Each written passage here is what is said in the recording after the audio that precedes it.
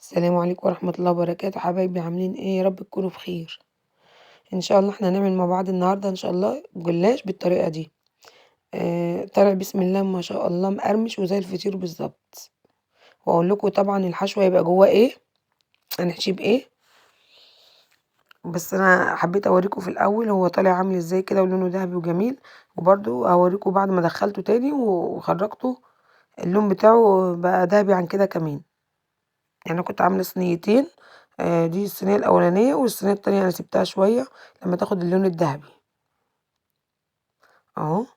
زي ما انتم شايفين كده كده بعد ما خرجته هو خد اللون ده معايا. طبعا هوريكم الطريقه بتاعته وعملته ازاي وحشيته ايه اهو. بسم الله ما شاء الله. هو طبعا في قرمشه جامده جدا. انا يعني مسافه ما بحط ايدي عليه كده بيتكسر من القرمشه. بطريقه جديده وسهله ومش بتاخد معاكي وقت اهو.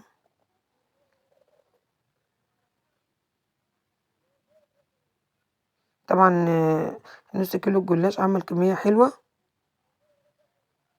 بسم الله ما شاء الله عمل الطبق دوت وكان فيه كام حتة كمان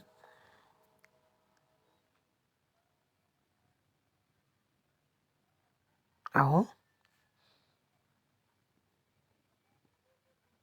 الطريقة مش هتاخد منك 10 دقايق. لف وتسوية، هو كله مش هياخد على بعضه يعني وقت في التسوية اهو. زي ما انتم شايفين انا كان معايا ربع بانيه وزيادة، يعني هو كان ربع وزيادة. وبصل دول 4 بصلات. يعني كمية البصل تكون حلوة. انا طبعا ايه فرمت البصل مع صدور الفراخ دي. ودي 7 بهارات وشوية كمون وهنا فلفل اسود وملح. وده طبعا نص كيلو جلاش كنت جايباه اهو. برضه عمل كمية حلوة والمقادير سهلة وبسيطة يعني ومش كتير اهو. احنا طبعا دول اول حاجتين انا عملتهم جهزتهم.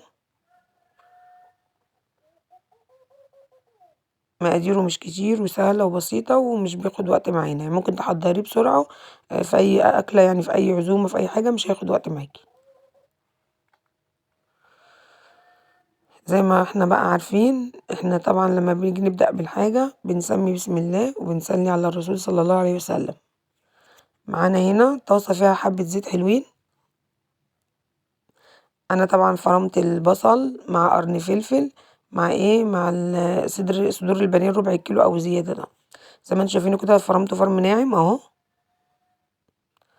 طبعا حطيته على النار والزيت كان سخن. وطبعا هبتدي اقلب فيه كده يعني لغاية ما ياخد اللون البانيه دوت ياخد اللون، ياخد لون ابيض كده ويخش على السوا والبصلايه بتاعته تتبل تبقى دبلانه كده اهو. بعد ما خرج من النار زي ما انتم شايفينه مفتفت ازاي ومفرول. معايا هنا طبق فيه زيت اهو. وانا طبعا فكيت لفه الجلاش اللي انا كنت جايباها. هناخد ورقتين نحطهم على بعض او هوريكم الطريقه دلوقتي ازاي. دلوقتي انا فردت الكيس على الارض على الترابيزه او على الرخامه زي ما تحبي. دهنت الورقه الاولانيه بالزيت ونزلت عليها بورقه تاني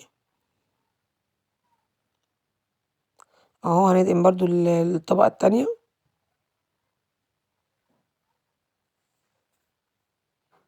هنحط الحشو بتاعنا بقى في النص.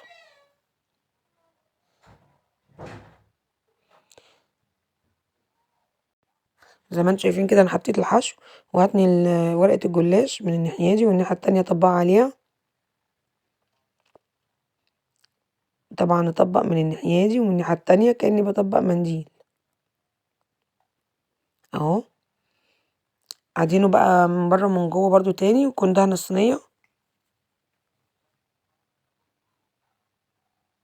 اهو. زي ما انتم شايفين يا حبيب قلبي.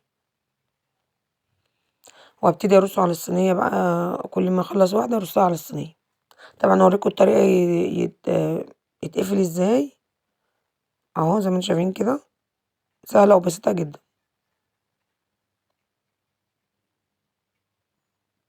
هاخلّص باقي الكمية وارجع لكم تاني.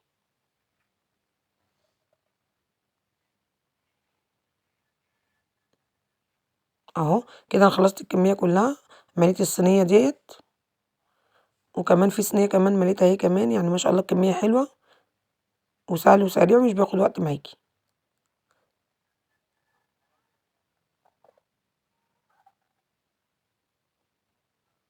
أهو.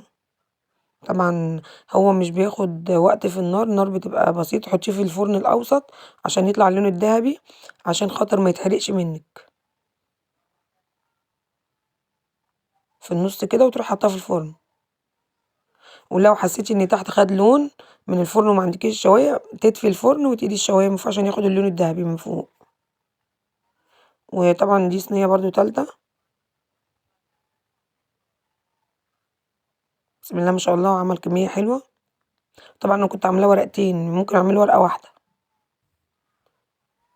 وأصغّر كمان في الحجم.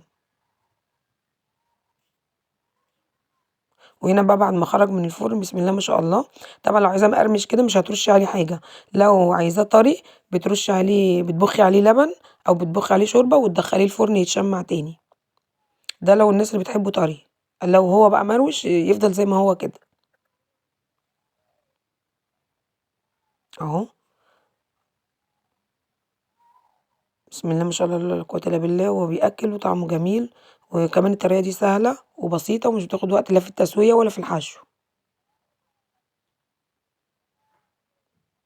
يا رب يعجبكم الفيديو، وعايزة منكم لايك وشير وتفعلوا زر الجرس عشان يوصلكوا كل جديد مع قناتي قناة وفروا ودبروا وفيديك عمار ام يوسف. ويا ريت بقى كومنت حلو كده منكم تشجيعا ليا. وهنا حبيت اوريكم اهوت من فوق ومن تحت عامل ازاي. انا كنت عامله طبعا معاه بانيه اهو،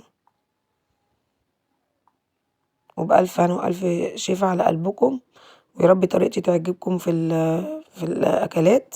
ولو انتوا عايزين أي حاجة اطلبوها مني على القناة وأنا إن شاء الله هعملها.